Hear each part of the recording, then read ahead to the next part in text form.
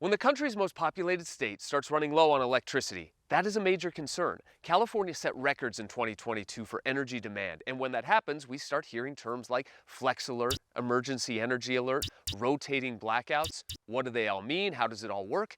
Here's some California Power Grid 101. California's power grid serves more than 30 million people a day. It's massive. In fact, if you were to stretch out the state's power lines, you could circle the Earth with plenty left over.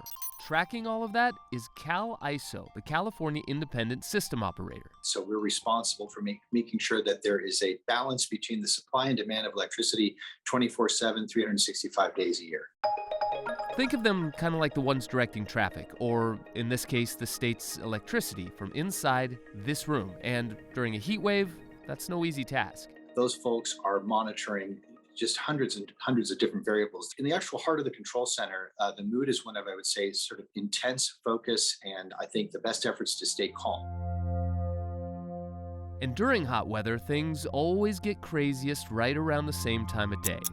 Those early evening hours, people are home from work, turning on their air conditioners, so demand is up. But not only that, it's also the time of day that the sun sets, meaning we lose a lot of our solar-generated power. So less coming in, more going out, and that's when things can get dicey. And if it looks like things are going to be significantly tight, we call a flex alert a day in advance. A flex alert, basically step one. It's not mandatory. This means you're being asked to cut back on your energy during those critical hours. Basically, pre-cooling your home ahead of time, using your major appliances either before or after those evening hours. And those reductions, those relatively modest changes, can be the difference maker in terms of our ability to keep the lights on.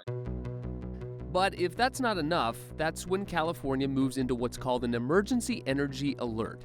This is a 3-tiered process, allowing the state to tap into energy reserves, and it's when Californians might get one of these.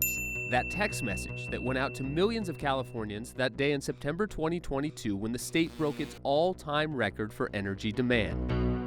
That was the first time that's ever been used in that context, and we hope it's the last time. We saw close to 2,000 megawatts of reduction in electricity consumption by California electricity consumers in less than a half an hour. That is in direct response, do you think, to that text message that went out? Unequivocally. People reduced energy, and they got us through. So it worked, and it helped avoid what would have been the final step in that emergency energy alert, the term that nobody wants to hear. Rolling blackouts. Blackouts. Rolling blackouts. Blackouts. Rolling blackouts, or rotating outages. They are notorious in California, but also very rare. Did you know the last time the state took this step was back in August of 2020? And before that, it had been almost 20 years. So here's how it works. The state's utilities are the ones responsible for choosing which areas to temporarily shut off power for short amounts of time, usually about an hour or so, and then on to the next. The idea is that with controlled outages, the pain can be spread around, taking enough demand off the grid to avoid the worst case scenario. You could potentially have a much bigger cascading outage on the system that could result in much deeper, true blackouts where the whole grid could fall apart, and it could take us a long time to recover from that. So, is this the new normal? Hotter weather, more alerts? I don't think it's necessarily a way of life. It really depends on whether we keep investing in the grid. UC San Diego professor David Victor says if California wants to truly avoid these situations, we can't rely on everyone volunteering to cut back at those critical times. I'm a big believer that humans like to cooperate with other humans, but there are limits to that. If we're going to have a much more responsive demand system, we're going to have to do a lot more with the price incentive. We're going to have to give people a stronger incentive, not just to voluntarily reduce their consumption of electricity, but actually to pay them more to avoid the use of electricity at key points of the day.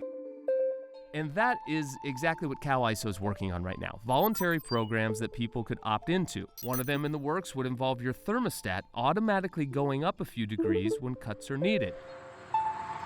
And they're also preparing for California's move towards electric vehicles over the next decade, which will only increase demand. The electric car manufacturers are building systems now where you'll come home, you'll plug in your car, and the computer on board there will make a determination of whether the grid's looking strained or not. Not only is California trying to get more efficient in how it uses energy, but it needs more energy, specifically more renewable energy. Right now, the state gets about a third of its power from wind, solar, and other renewables. but the state's goal is 90% by the year 2035. And with enough batteries to store that renewable energy, we could solve that whole sunset problem. California has more battery storage resources on its grid than anywhere in the world. And energy storage is a major part of California's resource strategy. We're going to see a lot more of that brought on in the next few years. Bottom line, this is not an issue that's going away anytime soon. I think we're recognizing that these kind of heating events are something that are likely to happen again, and we need to be even more prepared next time.